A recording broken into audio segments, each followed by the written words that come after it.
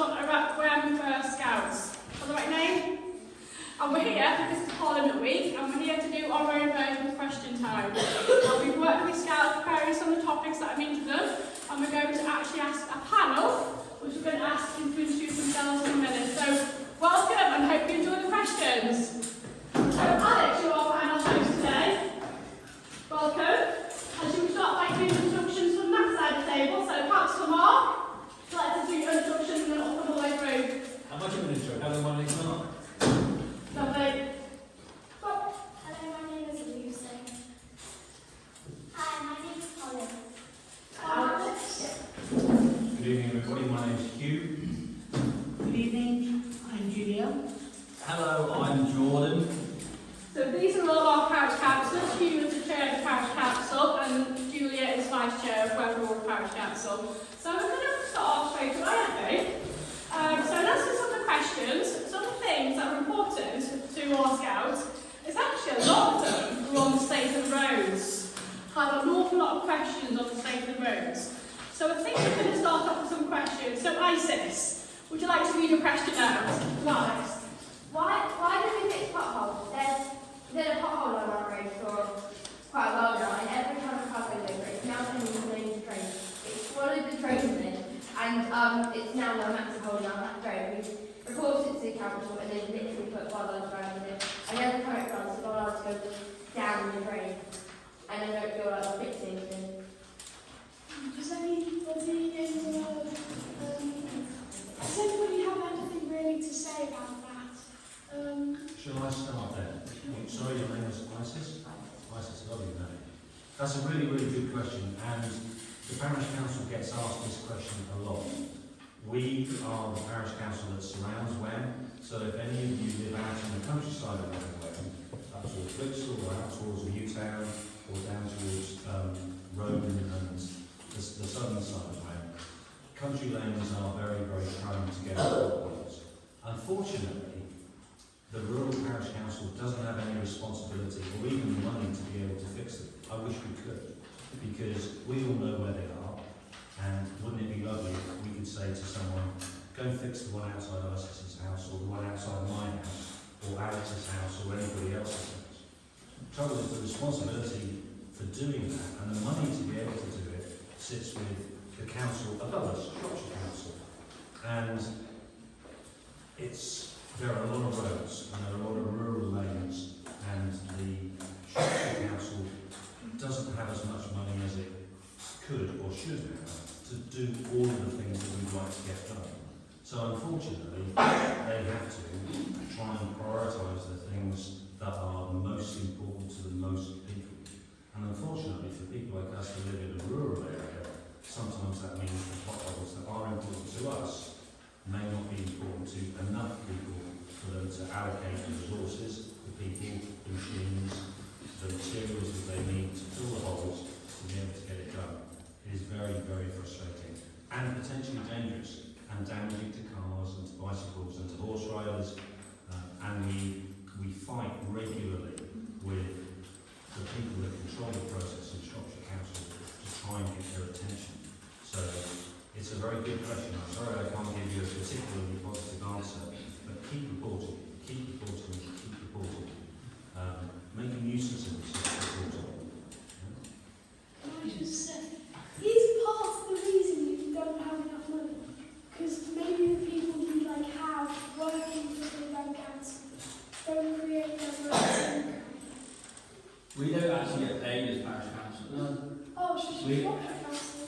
Yes. Yeah, so all parish councillors are voluntarily, we give up our free time Okay. to try and fix these potholes. And like you say, how long has this pothole been in your... It's now 5 years now, and it's not a pothole. It's not a It's pothole. great. It's a crater. So if you think that's one It's pothole... about down that hill. So if you think that one pothole has been outside your house, imagine how many potholes are around all your streets which we try and fix and doesn't get fixed. Yeah, But to answer your question, Alex, we are not paid.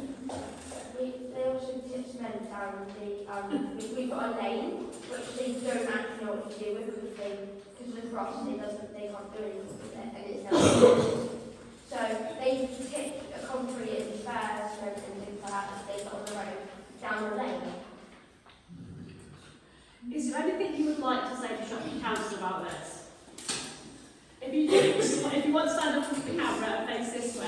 I think we should. Sort it out, fix it. It's definitely not in from a person. It's not a hole in the floor. It's actually deep. Okay, I would just like to add that I believe that under we've had a very nice message from our MP Helen Morgan, who's a Liberal Democrat, as many of you will know, and the Shropshire Council is now a Liberal Democrat council. Under the previous council, the contracts were often awarded, I think, for 7 years at a time. And really, to award a contract for 7 years, I think it's too long a period. Because I think that means complacency. Really, if somebody isn't doing the job well, they don't really get paid. The contract signed for 7 years. So I think the contract should be shorter, and there should be more effort going into making sure that they're compliant with what they are required to do. And if they don't come up to scratch, I think they should be fined. But what I have noticed, do any of you travel through Lockington at all? Okay, so there's been a lot of work done on potholes in the Lockington area. And if there was a pothole on this side, That's not an oh right, they've now, some of them have got massive, great big coverings about the size of the table. And I think this new council have enforced some change. And I think the pothole situation, they're doing a lot more filling of potholes. And I think they're doing better. Because under the old scheme, the potholes were just being filled rather than repaired. So you then get another frost, and the same thing would happen. And they weren't lasting long enough for repairs, in my opinion. Thank you very much. So we know Stephen also had a similar question, and so did Eleanor, and so did Seward. So we know it's an issue, everybody. Does anyone feel like they didn't have their questions about potholes asked and would like to? Because actually we're going to stay on highways, and I'm going to come to Lucy, who asked a question about the drains. Is Lucy, would like to ask your question, Lucy? So, when it's a really rainy day, all of the drains are overflowing. Is there a way that we can fix that so the drains are like having the sewage problem with sediment and these things?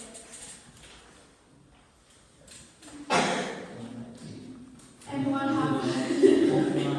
Good question. Would you like any answer to your question, Lucy? Would you like to say anything? It's just we need more we need to fix the way to get these drains fixed so there's not blockage in the drains. You're not having to call companies and spend money on that. Does anybody from the council have anything to say? Shall I start? If you've got something. It's me again, Lucy. Excellent question, like ISIS, and unfortunately the answer is very similar to my first answer.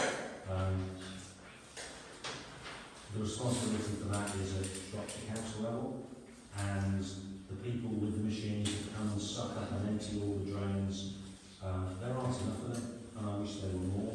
Hugh, sorry, I want to butt in there. You keep blaming Shropshire Council for every issue, but let's incorporate global warming. We're having more water, and the drains can't cope with it. That's a good point, because a lot of the drains have been there for a long, long, long time. Well, get new drains there. Sorry? Get new drains. Well, yes, but imagine the disruption and the cost of digging up what's there and putting bigger drains in. They do that for new housing estates, but it's difficult to find the money to do really, really big projects to, one, clear the drains, because, as you know, rainwater becomes very mucky. All of the leaves and things and the muck off the road goes into the drains, and it doesn't always come out at the end of the drains. It stays in the drain, so it starts to block up, and that's what part of the problem is. You need the guys with the big vacuum machines on the back of their lorries that suck it all up, and there just aren't enough of it. Jordan has a good point. We've been seeing more and more rain as part of global warming, and we don't have infrastructure that was designed, because some of it was designed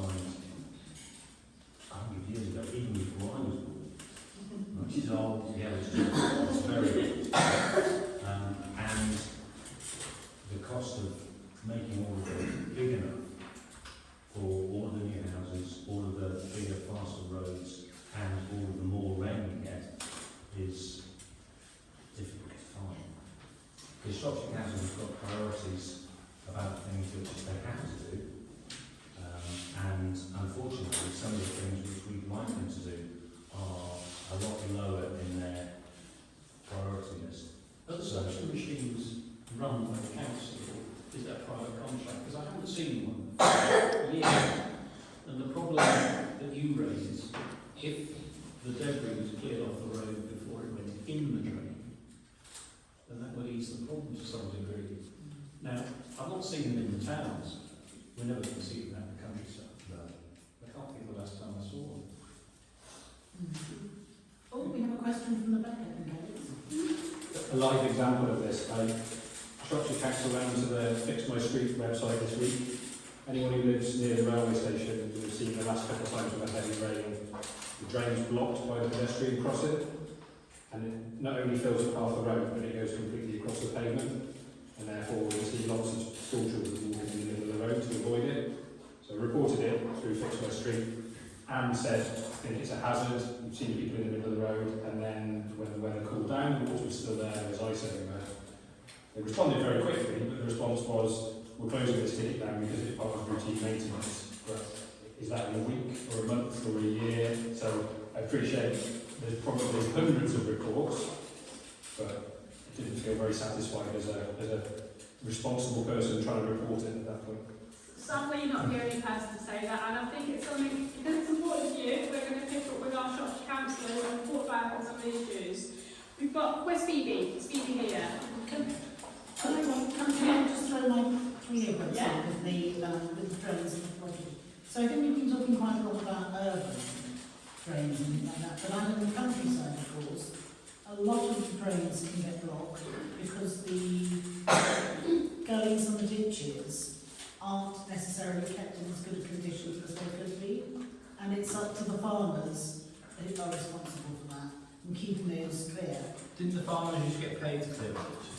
But they aren't anymore. Exactly. It's not been being paid, and actually we've had some issues where there's been farmers driving in at night and they've gone into the ditches which haven't been kept properly. There's a ditch that runs through my neighbour's garden. So would you work for free?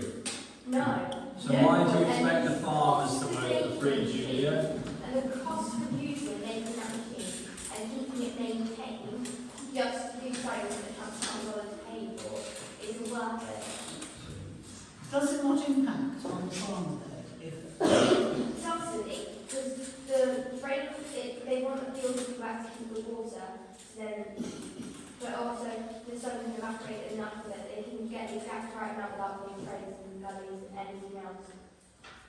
thank you, that's very helpful. So, you mentioned Fix My Street, which is an online website where you could say, hi, I found a drain outside the...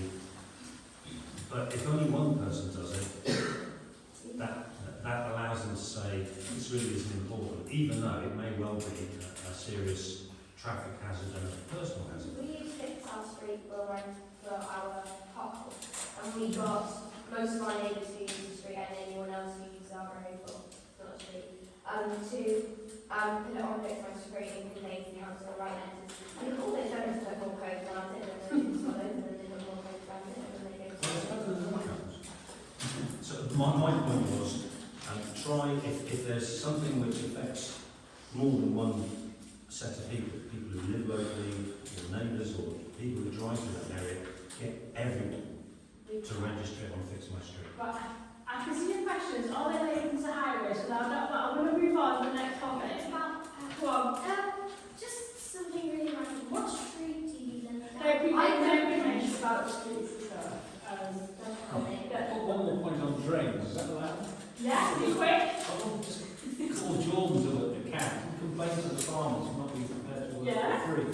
But earlier on, praising people that do voluntary work, I'm just sort of confused what the difference between voluntary and being unpaid is. And I think one thing I've appreciated recently is how much stuff relies on volunteers around the local community. And whilst we might complain that the roads are flooding because the rains are being blocked, the council won't clear them. And I've got a house with a drain right outside our house, and we have an oak tree as well, which is one of the filthiest trees. It looks lovely, but it just dumps rubbish on the road all the time. And if nobody clears it, it blocks the road and blocks the drain. So It's part of my local community. It takes me 10 minutes just to clear the road outside mine, my drain clear and my garden from flooding. We might just have a few final points, but that was very, very good. Oh, thank you. Well, but that Isis, would you like to? So those farmers have been asked to do it voluntarily. They have a lot to do already. They might have a family, Very true. they might have their farm, they have animals, they have the land, they have their own house, they have everything you have and lots more. Most of us work from about 6:30 to about 9 after it goes dark. Can I add on to your point as well? Yeah. You say, Mark, about clearing your road outside. Surely that's just with a shovel and a broom. For a farmer to clear acres and miles of the ditches, they need a tractor, Just He a- has the equipment. He has the equipment So to do it. going back to Ison's point, the fact that they've got how many hours a day, they need all that on the farm to produce food for ourselves. Absolutely. But if they don't keep the roads clear, they end up being repaired and closed and interferes with the Alex, I think we can move on. Got some loads of good questions for us.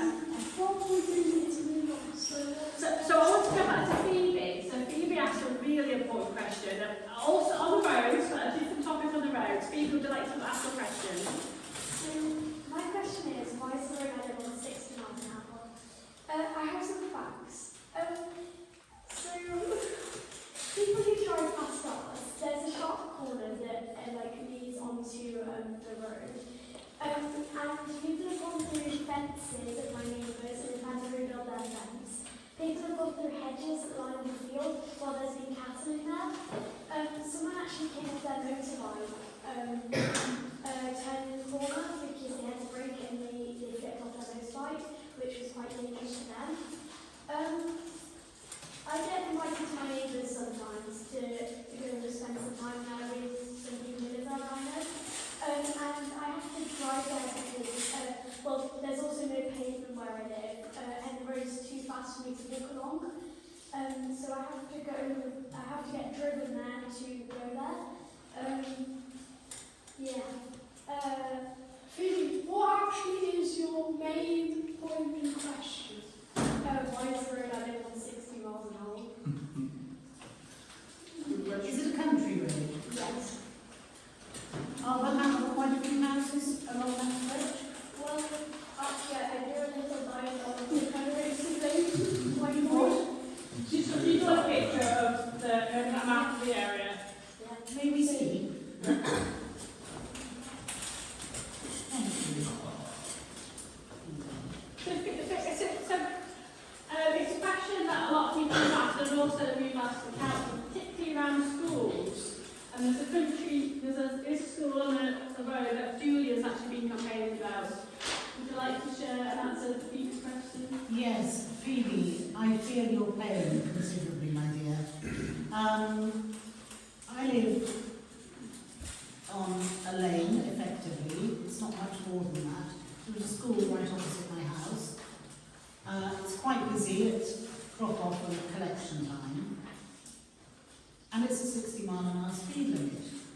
I have been trying since 2014 to have the speed limit reduced, and Shropshire County Council head of highways came out and said he didn't believe people could be speeding, and I said it's not a question of them speeding because it's 60. I'm not suggesting people drive at more than 60. I don't consider 60 to be an appropriate speed for a little road like that, especially by a school. So, no, it's quite all right, but it's very difficult. They're very resistant when it comes to reducing speed limits. I did actually try, well, my parents did, try to speak to Shropshire Council to see if we could get our road changed, but they actually denied it, saying not enough people live there to change our speed limit. Well, that's a pretty rubbishy answer, isn't it? Yeah.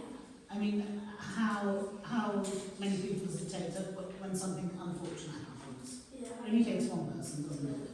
So that's a really rubbishy answer. Yeah. So, can I follow on from that? Yeah, of course. So, to get a speed limit change, especially outside your house, at 60 miles an hour, what Shropshire Council, and please look me if I'm wrong here, what Shropshire Council asked us to do as councillors is get a speed gun and track every car coming past that road. So if they're going over 60 miles an hour, we've got their number plate down, and that's evidence we can put forward to Shropshire Council saying, this is how many cars are speeding, we need to change it. But the issue is outside your house at 60 miles an hour, no one can go over, you can't physically drive 60 miles an hour through where Julie's house is, or probably where your house is. So when you're sat there with a speed gun, we have no evidence of people speeding, so we can't take anything back to Shropshire Council to say to them. Does that make sense? Yeah, the issue is it's too fast so you wouldn't catch anybody speeding there because it's a sharp turn. Right. So there's a little opening here and then my driveway here and a road that goes through with a bend here. If somebody's coming off here, they can't see past the bend, so people have had to slam their brakes because somebody's coming out and they're driving past at the same time. Can I just say, are there signs that say slow down for the corner? No, there isn't actually. Probably. Well, But there should be a triangle with if there's a bend coming up sign. There should be one of those. yeah, my dad was Is there a crashed sharp into- corner sign? My dad almost crashed into the car going around the shop. It's on the Can I just say something? Yeah, of course. That sounds really unsafe, and I think the council needs to do something about it because it can make people like you feel unsafe to go out of your house. And unfortunately, I actually lost my cat. She was out hunting during the night, and as she crossed the road, the car came around the corner, and unfortunately, she didn't make it. And my neighbour's also lost her cats, well, cats, to the corner too. So we also struggled with that. Not very nice. So there's one more thing to bear in mind, and your question is very appropriate, Phoebe, and it's not the first time we've heard it. One of the challenges is, in the middle of Wem, everybody knows there are street lights and the speed limit is 30 miles an hour normally, or right in the middle, like here is Wem, is 20. And because there are signs that tell everybody about that, the police could turn up with their speed guns, and if you're doing over the speed limit, you'll get fined or you get points on your licence. The challenge is when you're out of the 30 mile an hour area into the rural area, the national speed limit applies. And if you think about just this little area and then you multiply 1,000,000 times across the country, there are lots of places like around West where the speed limit is 60 miles an hour because it's outside a built up area. Yeah. And the problem is, we don't see the police enough in Wem to control the speed of things. So imagine how difficult it would be for them to be in your street and White's street and your street and your street, because they don't have enough resources either. And the problem is the ability to prove that things are people breaking the law, or to prove that a particular place is dangerous. And unfortunately, the only way that happens is if there's an accident. And that's to do with money again. And it's money to have the right number of police to monitor it. It's the money to have the right number of lawyers to change the legislation for a particular piece of road. It's really, really frustrating. Can I jump in on that point as well? You're saying you haven't seen a lot of speed cameras and whatnot. I personally have seen a lot more speed cameras. However, they're not on your street. They're not on anyone's street around here. They sit on a bypass all day tracking somebody who goes over 6 miles an hour on like an open road because they can sting you easily, the driver, and they can make lots more money sat there than they can sat on your street where they'll see 2 or 3 cars. But when does that make sense? Yeah. So it's all about money, I think. I think it's all about money, these speed I cameras. think the issue with speed cameras here is nobody will go fast enough to get caught because it is already too Speed fast. limit needs Yeah. changing. Yeah. So, but we have no evidence to change it, and we don't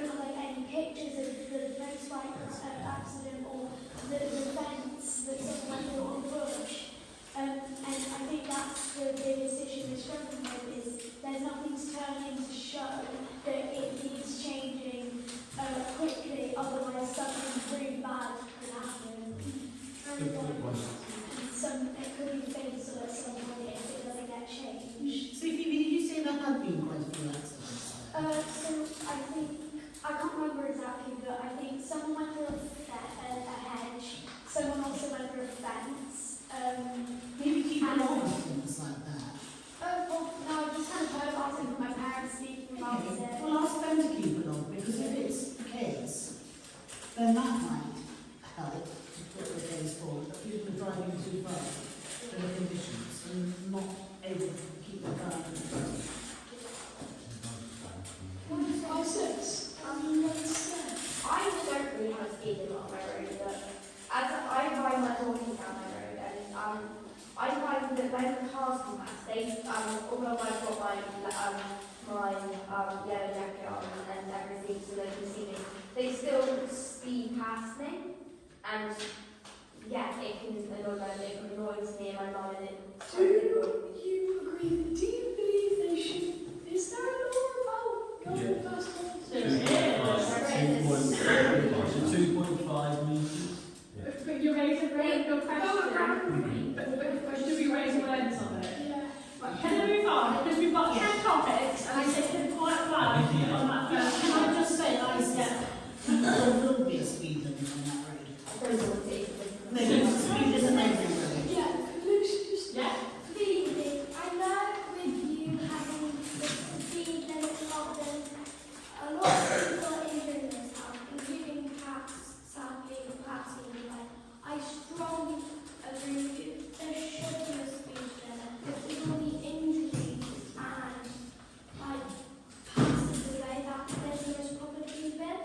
Do you know if anybody's actually died of it? Nobody has, but I think people would be very lucky with being okay. Aside from the animals who haven't been this fortunate. There's very good. I believe it's probably time. We are going to move on, but we're going to move on to another interesting topic, but actually, and that's taxes and money. A lot of people ask questions about taxes and money. We've got Eleanor asked about food. Where's Eleanor? Would you like to ask your question? Is it more generally about the food, wasn't it? Or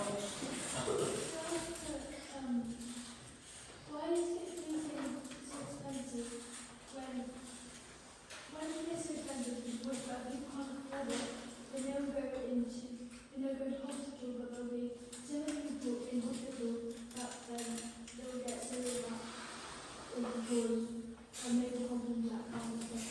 So there's so much people that can't.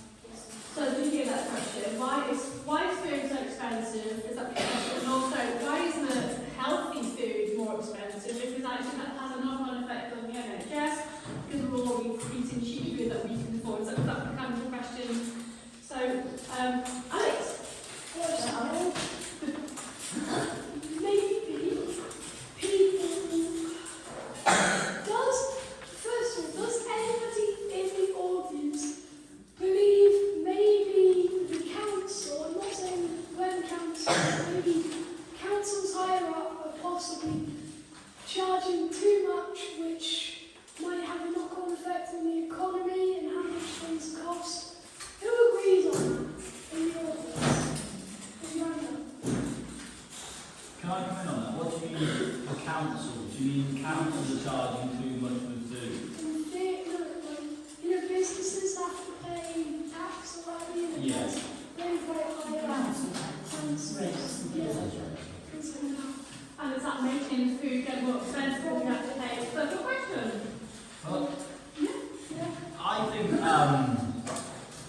what do I think? I think the one of the main issues why food is so expensive, and especially healthy food, isn't the farmers, isn't us. I think it's the supermarkets. I believe they're greedy and they want to make record number of profits. So a farmer can make 13p on a loaf of bread, but the supermarket makes £2 on a loaf of bread, and I believe that is out of order and it needs to change. May I say one? I believe, can I just 2 seconds? Maybe they should put a limit on how much things can charge Yes. for a certain type of thing.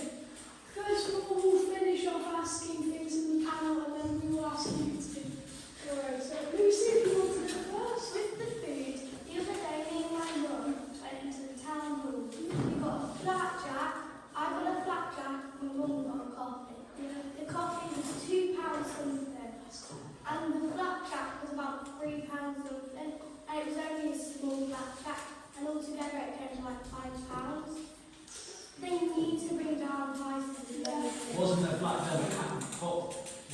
Snapchat handmade, No, it's going to wrap like they call it. out of order, out of order. Anyway, first of all, Holly, and then I will get to the audience. First of all, I agree with you. I think in supermarkets people are definitely being greedy, and I feel like they're making people pay more for their healthy food because honestly, people need the healthy food, so they tend to buy that more. So they're just basically charging people more for what they need. Anyway, finally, the audience. Archie, if you want to start us off. I agree Come to the with camera if you want. I agree with Jordan, because the farmers, they're like making the bread and stuff for like the total cost of all the ingredients and stuff that they use to use it. Then like for example at the co-op, they get all that food sent to their stores and make like £1 and like £1.50 profit from it, just for taking it from them. What would you change, Archie? I think maybe some supermarkets maybe should make some of their products themselves. I'd like to raise a small, I'm delighted to hear that children shopping in farm shops, but for the rest of us who have to use the supermarkets, I think part of the problem is that the supermarkets are only going to make or have stuff that people are going to buy, and so they add to people's choices, and unfortunately the problem with processed food is it's artificially flavoured with sugars and salts to make it more appealing to the general public, and to some extent I think it falls on people like us to choose what it is we want to consume, and we'll try and avoid the unhealthy foods, because if we move on to the healthier versions, the supermarkets would be forced to sell more of them, and would have to be more competitive because they eat one around with each other.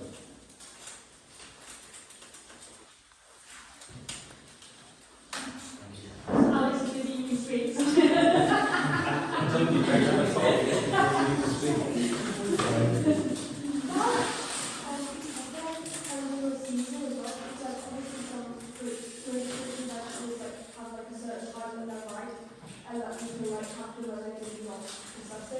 I like with processed food, it's kind of ready and like fast food, so it's literally always going to be ready, and obviously that's the unlucky option because it's just always ready to fly like every single like one and everything. But I feel like that's not really equal of us, but also depends like if people like that and wanting to import fruits and vegetables.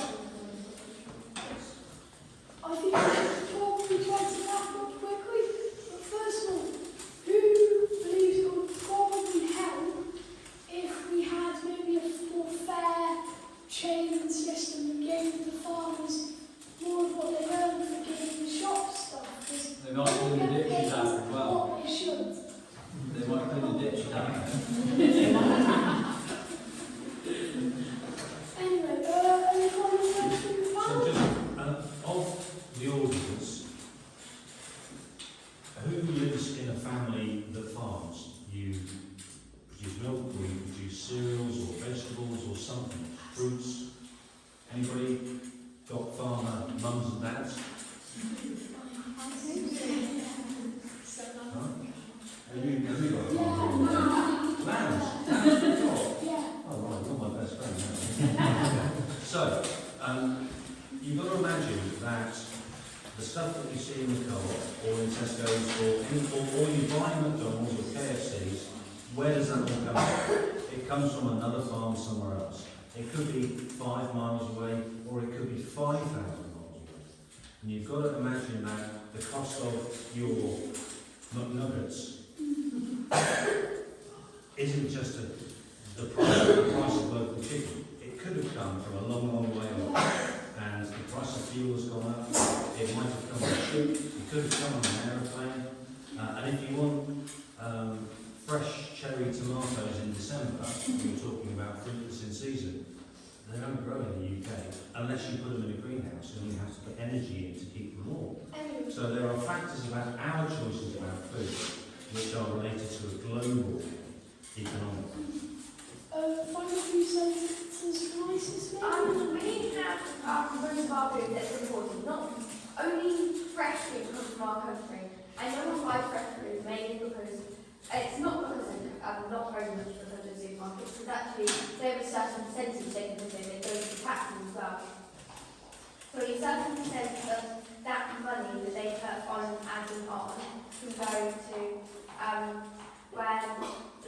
them. So they and also the fact that we put a lot of chemicals in our food to keep them, even if it's meant to be a healthy food. So quite a lot of things we also think of healthy food also have quite a lot of chemicals in them because that's how we keep them well fresh. Anyway. So actually, this goes quite nicely on to our next question, which came from Eva and Isla, was about the problem with NHS and our waiting list. So if we're not eating healthy food, doesn't mean we can't afford it. But actually, some of the questions that came up, I'd like to ask you a question about what you asked about the problems with getting GP appointments, waiting lists. Would you like to ask that question? So the issue is GP surgeries that are overflowing really heavily. The main issue that overflowing is because people actually don't know what they've got. And the main people that come in are people with stuff like coughs and colds. You can easily treat at home with paracetamol. And so my mum who works there, she's constantly helping people with coughs and colds who can easily just get better at home. And so they're taking up space for people who actually need the help. So is there any way we might help educate people to just get that Loads shot of right? people have been treated my mum's got medicine cards, half a night. They just like that in private. Anyway, anybody in the panel want to say anything? Sure. I think the whole GP appointments and all that sort of stuff at lower level, not hospitals and such, needs a total reform. I believe that before you, I think what we need to do is before you actually go and ask a GP for an appointment, you need to go to a chemist. And then the chemist, you go to a chemist and the chemist will tell you if you can or cannot go to a GP appointment. If you can't go to a GP appointment, the chemist will then sell you some drugs or whatever to get you better. But if the chemist thinks actually you need to go to a GP, they'll get you into a GP list. So you don't have people like who's just got a little cough or a little cold, filling up all the appointments in the GPs when somebody with a big problem needs to see it. I just What if they think they've got a small problem and they go to a chemist and they've actually got a big problem? And what do they do from there? Because some places like Newtown and places like that, their chemist isn't near their hospital. happened to me before. Anyway, that is very good point. There is a maybe if they go to their chemist, they take the drug that the chemist gives them, and there's usually, depending on what you have, there's usually a set time as to if it goes away. If it doesn't go away by that set time, then you're allowed to kind of look, and you kind of question And the chemist, and the chemist is like trained. Probably is highly trained, so they can do it legally and they can do it. So can I ask a question, Alex? May I ask a question?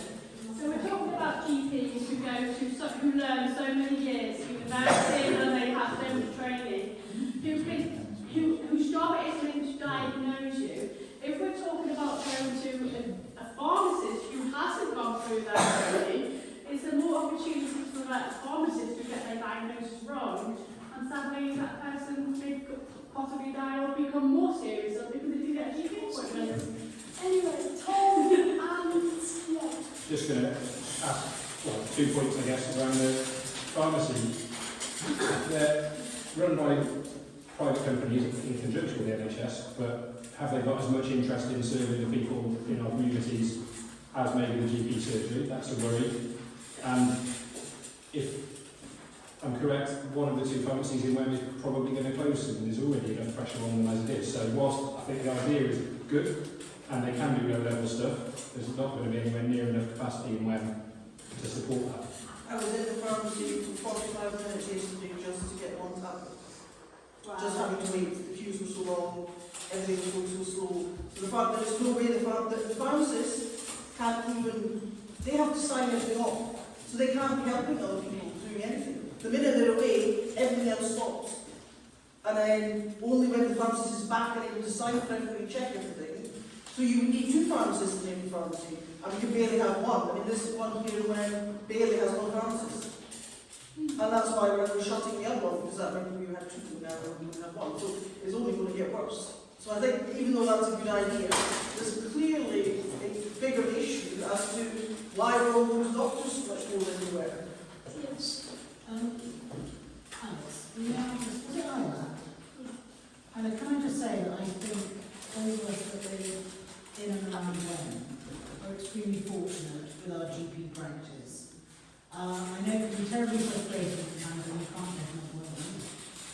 However, that's across the board, that is the same for all GP surgeries. I think we have a fantastic team now, from the doctors, to the receptionists, to the nurse practitioners, I think they are. All of them, I think, do a really tremendous job. I'm very, very fortunate. Very, very good. Yes. Very good. Right, well, let's go on to our next topic. So we're going to go back to roads a little bit, because we know that's an important topic. And I've put this under environmental thing that we've all asked for. So hands up, how many people asked a question about litter picking and the state of litter on our roads? So we've got Eva, Edward, particularly asked a question. Would anyone like to ask, who has already asked a question, like to ask a question about litter picking? Edward. Edward. Who would like to ask a question about litter picking? Yeah? Is there a way we can like make bins more effective? Because I see a lot of bins where like they're like overflowing and as well. I think there should be like a penalty or a fine because like there are lots of like people that I've seen litter that are literally like 2 feet away from the bin and you like just put it in the bin or something like that. But there's not enough enforcement to stop that. There should be a lot more laws and things now. I tend to be good with that. Bruce? I agree about it. You see, where I live, I live next to my best friends. I always go out with them to the park and we just have a little talk and stuff. We always see people putting their takeaway stuff in the park bin and it just overflows with rubbish, like takeaway boxes, everything like that. Oh god, people throw loads of cans and stuff down the side of my lane, So, what do you consider they should be doing with those takeaways? Put it in the own bin. They've got So you take it home? yeah, they've got to take away in their house. Why can't you just put it in your bin house instead? So they're not eating this takeaway out the park? No, they're not. They're eating it out their house. And then taking it to the park bin? Yeah. That's pretty cheeky. Yeah. We always see people doing it pretty much every day. I'm Oh. always like finding At least it's going in aiding rather than out into the street or into the lanes or the hedgerows, because that's a real problem. There's also been like bags from foods or supermarkets, things like that. It's just really rubbish that you can put in your own there. It's really rubbish and problem. Before Holly's done, can I just say, lots of people, they only do it when they really need it. And I think they should try and do it, not just when it really needs it, but when it, ought to have it. Instead of, because if they wait, it's just going to be hard for them. So they should, yeah. Holly? Usually on my way to school, me and my mum always see like pieces of rubbish on the ground, and the thing is we never see people doing it. Because they do it at like lunchtime and they think nobody can see them, and it's just so annoying. And one time, a piece of rubbish almost got jammed into one of my mum's car engines. Yeah. I just feel that's the problem with rubbish. Even if they did put it in the bin, then they'll go to landfill and they don't have that, which is then just polluting the environment, then going into our water system, which causes less water to be able to use. and you can't be strongly separated as well, which means being able to actually use that water would be a lot more filtration and a lot more money, which is a lot less worth it. So what you're saying is we shouldn't pick rubbish up. We should just leave it. No, what I'm saying is you should be using reusable or not single using. So a metal orange bottle, shaped on some plastic cup, things like that, and like when you go for a takeaway, getting something that either what my parents do is they get the chance to use it like a paddle boxes, or they can just not have takeaway and get something else that will replace the plastic box. Can I tell a little story very quickly? Very quickly. This might come a bit. I believe, like the littering side of things, if someone's in a car and they can chuck that piece out into a road, I really believe it comes. You learn that from your parents or your parents. I swear, because I remember chucking a can out on the road when I was a young boy. My mom drove, stopped the car, and made me walk. Picked it up to take it back, and she marched me to the bin and made me put it in the bin. I tell you now, I have never littered ever again in my entire life. So it literally does wind me up a little bit, because it's laziness more than anything. Little story. And selfishness. And selfish, yes. I don't think it's just selfishness and disrespect. I think it's also having a race. I think it's also a way of trying to hide something as well. Like, say the people that they had McDonald's for dinner and on their way home. Like, there's someone down our road who every morning, who on the way to work, all day, whatever it is, trucks custard food out the window. They toss a custard cup and custard bag out the window. Alex also saying like having a penalty for doing it. Surely like it's more logical to do that, because if one person litters, that should be them having to pay for the people that have to go and pick that up, rather than being split across everybody. I brought this up with people in my house countless times. Whenever I'm talking about fines and stuff, my grandparent always says, but I know that would happen, but we've done that, and eventually if we did that, small things would get massive punishments, and that would be right, but yeah. You've got to be very careful. You've got to be very careful what you find. Yeah, there's a fine line between too much and That's too it. little. That's it. Rubbish and like recycling. A lot of people just put, like, I see this especially at school with like plastic bottles and stuff. They put it in the general waste, and I think there should be a separate thing at like school or something, or just in general for like recycling, because I see, especially like when people are out of town, people got like plastic water bottles, and just put them in the general waste, and it's like that can be recycled. No, but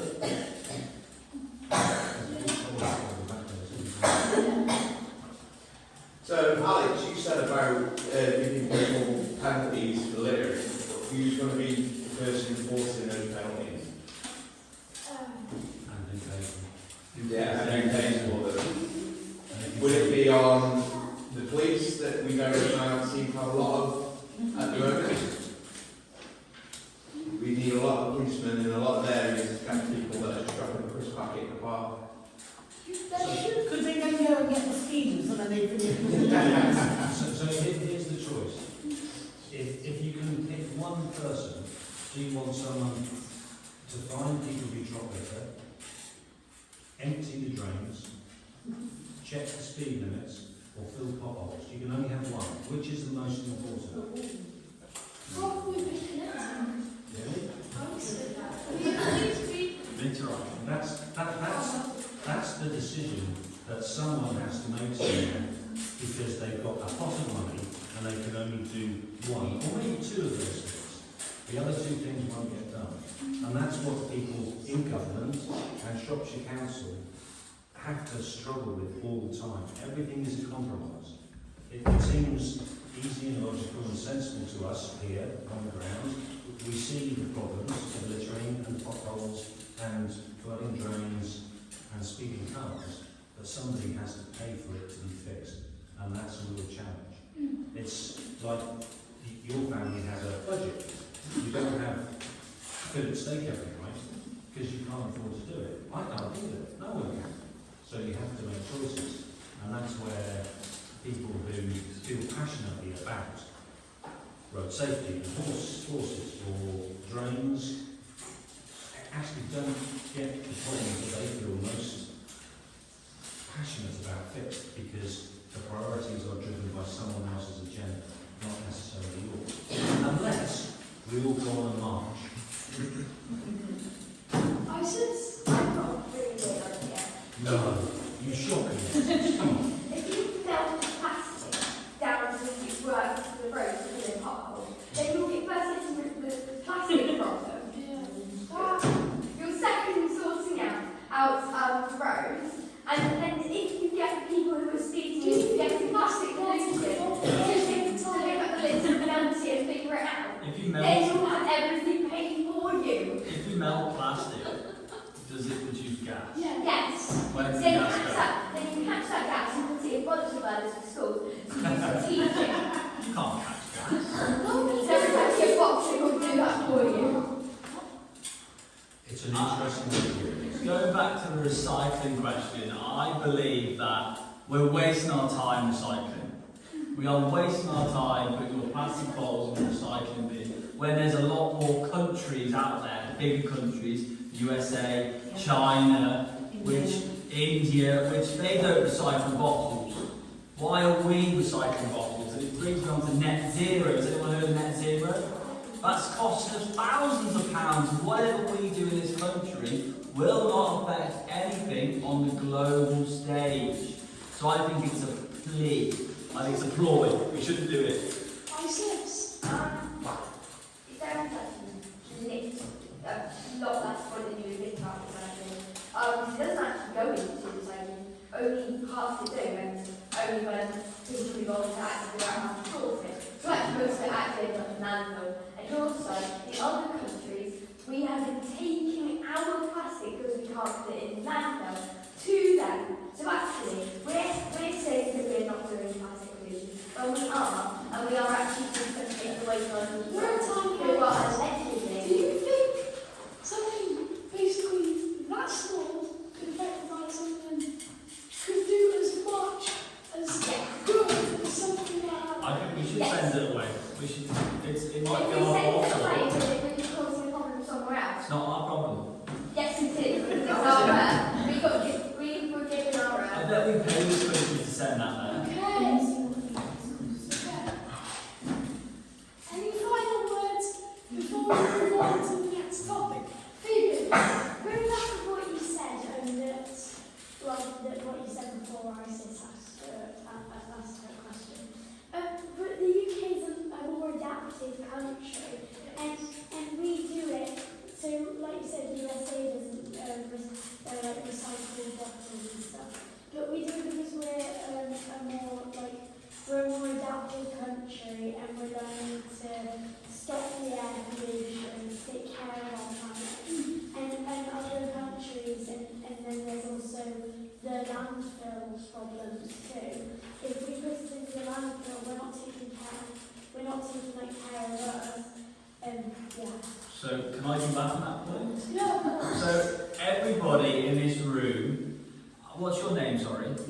Phoebe, I want £2,000 off you, but I'm going to look around the room and I don't want any money off anybody else. Is that fair? No. Exactly. So why are we being penalised for recycling bottles, which we end up having to pay, let's say, £2,000 to achieve net zero, when none of your peers here have to give me the money? None of these have to abide by net zero, but you as the UK have to give me £2,000, and you said that's not fair.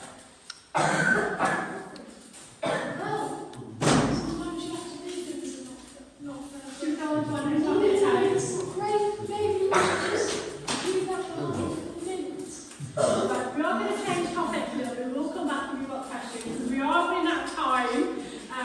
But there's some really important needs to answer. And there's one question that I don't think she's here this week, but it's so important that I really want to ask the panel. What's she going to do about hate crime? And then when I talk about such as homophobia, transphobia, racism, one of her friends became suicidal because of the bullying they had experienced at school. It's not just in schools, it happens in communities, it happens in workplaces. What Alex, can you ask your panel on it? What can be done about those kinds of really important topics? It is a very important topic. I believe it's probably really high up there on the list. Lucy, would you like to start? Honestly, you were talking about bullying, being racist, everything like that. It's a stupid thing to have in life. And whoever's the one who started it, or they wanted to be that person. Like back in the days, it was really strong back in the days, but it's kind of calmed down. But these days, it's still around, and every day, I believe it's getting worse and worse. So in school, if there's bullying or anything going on, there should be a club where you could go, talk to a teacher, or just tell them what's going on that's wrong, or just tell them who to get in contact with the school. And if it keeps getting physical, it's going to have to be a suspension. Yeah. Excuse me, Alex, can I just ask Lucy, is it anything that isn't happening in school you can go and talk to somebody about bullying and things? We've only got adults, but there is also a teacher who takes people like who have things wrong with them, but they don't really do anything about it that much. All that they do is tell the person off and that's it. But Right, because bullying, I think we probably all can agree, is absolutely appalling and just shouldn't happen on any level. Very much. And unfortunately, I think it says a lot about somebody who is a bully. They've probably got their own insecurities, so they think, well, let's pick on somebody else. But of course, it can escalate and it can get completely out of control. And you get little cohorts, little gangs of people. And they all think, oh, it's cool to pick on so-and-so. And it's just not right. And very often it's quite difficult to stand up for somebody who's being bullied. But the thing is, it's our collective duty to try and do that, isn't it? And whether it's sexual orientation, or racial, or religious, or if somebody's fat, or too thin, or whatever, it has to be stopped. And do you feel that you could, how many of you feel you could intervene and go and report an instance of bullying to another teacher, or to a teacher, or to perhaps somebody who is overseeing concerns of students? Do you think many of you would be able to go and report an issue? About that, yeah. Good. you see, I've had friends who say bullied, but they don't want to go tell the teacher because they don't want to be called a snitch. Because they might do it and they might stand up to them and say, you're such a snitch, you've got to make them because of what's happened. They don't want that to get worse and be called names. It's called, it's difficult. Isis? At the school I go to, there is actually multiple cases of no being bullied or being arrested. There's the wellbeing officers, which is on Monday, Wednesdays and Fridays, which you can go and there's things that you can do and not People are trying. And there's like loads of things that you can do in It would report. be useful if perhaps there was a way of anonymously doing it. That's It's like a that's the little- point of the report. So you put your name. You don't have to put your name in it. You can put your Oh, right, so you can submit a report You can submit a and report. say, I and have no one concerns knows about what it is. so-and-so. or- Yeah. That's quite a good idea. To take this maybe on farming, I see people doing lots of bad things in schools, and I say to them, would you do that in the public if, say, a police officer was watching and they're like, no, of course not. Like, we didn't want to hear them. It's Which just, is, it is probably against the law. It is against the law to physically abuse someone. of course it is. Yeah, thank you very much.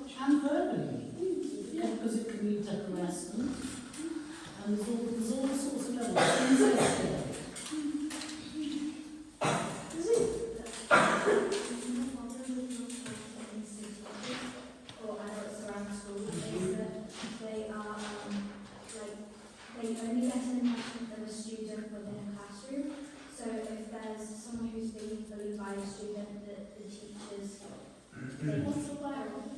And think are good students and work hard. They might be biased towards the student that is working hard rather than the student who's less motivated and doing less. Yeah. And are you, sorry, because I missed the start of that question. Are you saying that perhaps the bully is the person who's doing better at school? It could be, but because obviously there's no other impressions that the teachers would get. Right. Less Well, there has to be fairness and equality. And whether somebody's doing well or somebody's not doing so well. Maybe the person who's not doing so well has issues elsewhere. Maybe the bullying is a factor in why they're not doing so well at school. But the teachers should approach each and every pupil, student, on an even basis. There shouldn't be a prejudice, one way or the other. People in jobs often, my dad had to answer lots of questions to get into his job. People have to try and pick the people who won't be biased or racist or anything. It is very bad and it is unacceptable. It should stop. Interesting. I know a lot of bad stuff can happen inside of school, but what about the physical activities that happen outside of it? What do you mean by that? Like bullying and texting on WhatsApp. Like texting people, physical activities like hurting somebody outside of school. And if somebody's not aware of that, it could get worse. Yeah, it could. And it can drive the person who's doing it to become more worse to that person. I've had that with my friend. She was on a WhatsApp group, and this girl joined, and she was getting good freaks and swearing. Finally, her mum got her to the school,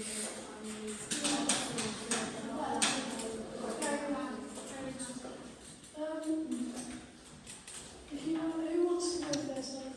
Can I ask you a question? I think all of the questions that you've come up with tonight are very valid, and I can see that a lot of you have a lot of passion about these particular things. Let me ask you a question as teenagers, right?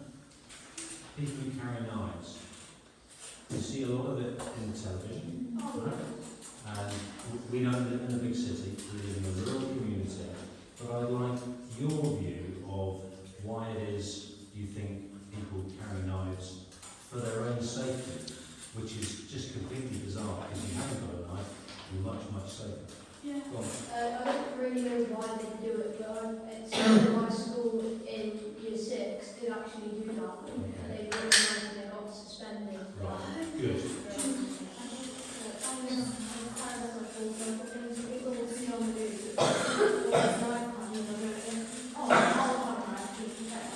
And then it's Just in case. You use it against That's a very good point. people use it against you. Phoebe?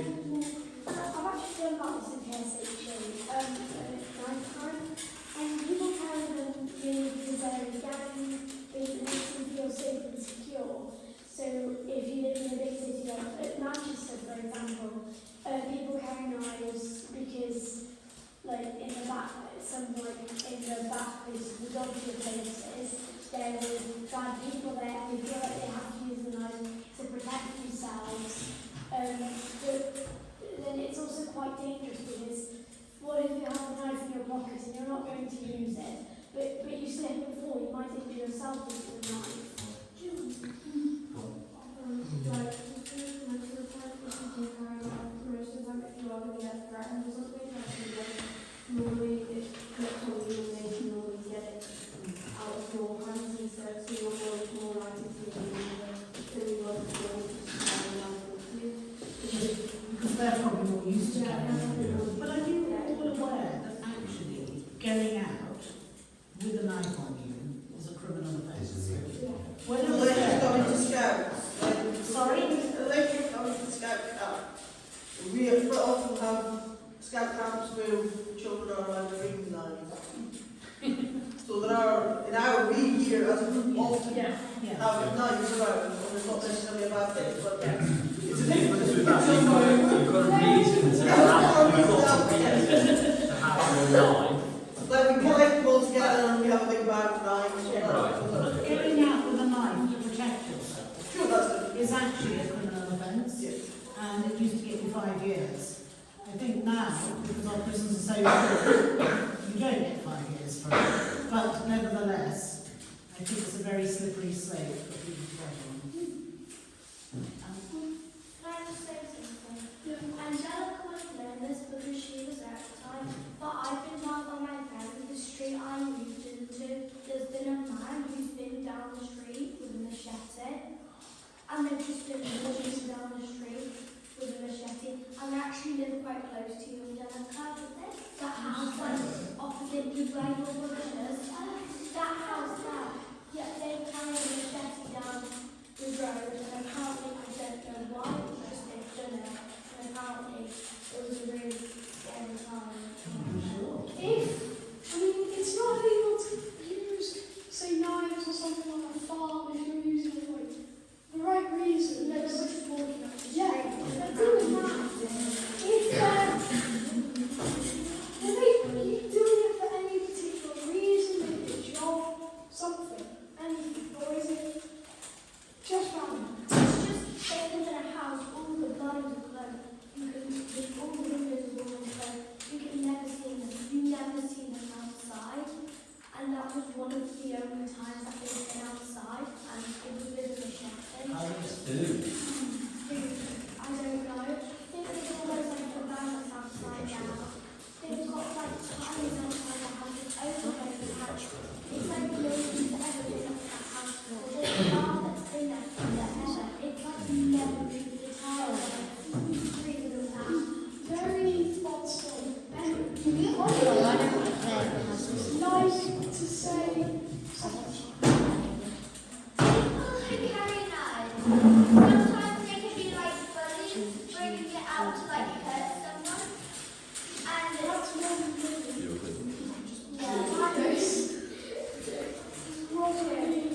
Would be classed as attempted murder? Well, But not, well, the way I understand it is like, not like murder, but like basically like hurting them, like hurting their leg or their arm or something. Still,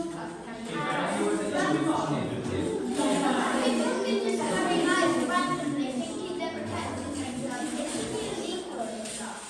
Can I just say quickly, if God forbid you're not going to be in a situation, but if anybody does pull a knife out of you, the best thing you can do is run away. That is the best thing you can do is run away from the situation. Don't try and stop him or her, whatever. You run away like, as quick as you can. It's the only thing you can do. Can I just ask, I see, thank you Alex, a number of you have mobile phones. What would you do if somebody went to grab your mobile phone and threatened you? What would your reaction be? Would you resist? Would you put Sorry? Are they posing a threat to you in any way? I'm suggesting they are. So we all know they shouldn't be doing it. What do you think is the best course of action you can do? You can't dial 999. I know how important mobile phones are.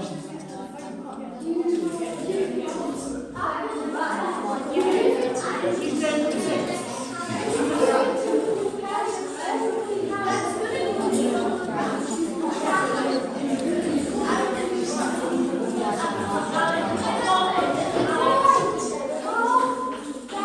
We are in that time. I'm going to go on to one last topic and then we will finish shortly because we are nearly at time. Where is Leo and Liam? Because you have some really good questions about. You can ask the same question about. Are we doing enough for young people? Would you like to ask some of your questions? Yeah, so when you go around and stuff, why can't you spend more money if you're doing beach stuff and skate parks? Liam, can I just ask you to repeat that a little louder? Would you mind? So yeah, when you build houses and stuff, why can't you spend a little bit more of that money on stuff like building people parks, for example, skate parks? question is, so when we build more houses, we're all seeing more houses being built. Why aren't we actually part of that, creating more facilities and activities for young people, like skate parks and things like young people? Because we want young people to enjoy where they live as well, don't we? Yeah? They do. They try. No, so new houses they have, if you're going to have a new housing estate, legally they have to have there. Yeah, but not necessarily for all the teenagers. No, that's very true, but they have to. Have you been to skate park lately? I spent many years on the skate park. Not that good, apparently. Well, I spent 10 years on that skate park, and you lot just had it all repainted. It was never repainted the line line. If that's true, that's the cities. I've seen parks knocked down for buildings. That's true. Which they went to anyway, Lucy. And another comment, we go down there a lot of times, and the Holly sees that there's this park, Ryan Friends, and a slide. Not even a swim or anything like that. It's just this solid thing that's tiny, surrounded by grass. I would like to build that out in the swing, make it a proper park that's just not a climbing area with roads that leads to a tiny slide. Can I say that I absolutely agree there isn't enough done for young people. And I think your generation are an exceptional generation because you have lived through something that none of us had ever lived through before, and that was COVID-19. And I think we've all been affected by it, but of course you guys are, what's the average age now? 14, 13, something like that? 10 to 13 years. Yeah. Right. So you can all remember it clearly, and I think it was probably a very scary time for you as well. But in my opinion, when there isn't, when there aren't places available for young people, it can lead to youngsters getting very bored. I think we're all too reliant on these mobile phones. We spend far more on them than we should. But there aren't enough places for people. There aren't enough things to introduce youngsters to do. And when boredom sets in, that leads to mischief. And then mischief leads to worse behaviour. And then it's a bit of a downward spiral from there, because we all know, you've probably all heard about county lines and things like this. It's everywhere. It's absolutely everywhere. And nowhere is so special for these type of things going on. And it's just really impressive that we're here tonight and we have such a vibrant group of youngsters in front of us, because you're actually doing something. I can see all your fantastic badges. I've got badge envy, I have to say. And you have set yourself on a really good path, because you're engaging, you're really good at communication, and these are things that can't be taught. You've got them in you to start off with. And actually you're taking the time out and the trouble to be part of the Scouts. Are you all Scouts, or are you? Scouts. Because in my day it used to be brownies and guides and all the goodness knows what. So instantly, I think you guys are ahead of the game, if you don't mind saying so. Well done all of you. Does the person who asked the question have anything to add to it first of all? And then on the way to everybody else. Anything to add? Or is that Ollie? I just wanted to say, I agree with Lucy. I've seen that playground. It's honestly tiny. It's for like 6-year-olds. And we're like 10, 11-year-olds. And there's so much grass down around it. Yeah. And being And basically, it's just tiny. You can't even, like, nobody in here could even fit onto it at all. really. Yeah. It's Can I be really quick and change it completely? I know that you had some really good questions last week. Could you ask us more questions? Loudly. So, I think that it's very frustrating when me and Alison and many others feel the same, have opinions on things like politics that we want to raise, but we can't because we aren't old enough to vote for the future of our country. But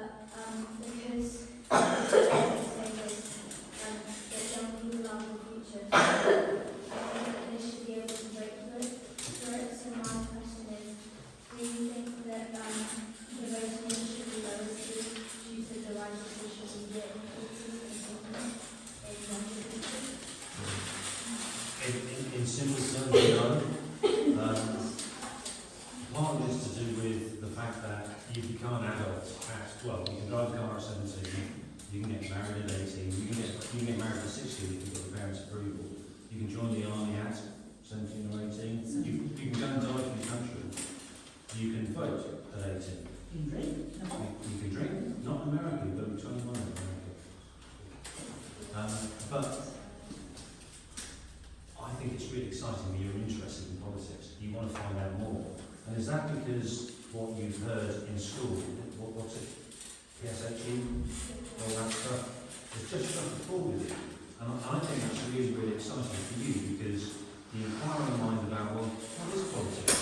What is left and right? What is Nazism? What's communism? What's red? What's blue? Very important question. Because fundamentally, having to make a decision about you've got 4 things you need to fix and you've got money to do one of them is a function of politics. Way, way above us. Not that you get to vote, but you've sort of got to be, I'm not saying you're not a responsible person, but as far as the law is concerned, you have to be effectively an adult to be able to do that. I would like to quickly say I think 16-year-olds should vote on a pure basis because whatever decision, let's say that I don't know how the Labour government, they will be on the last term when you turn 16, correct?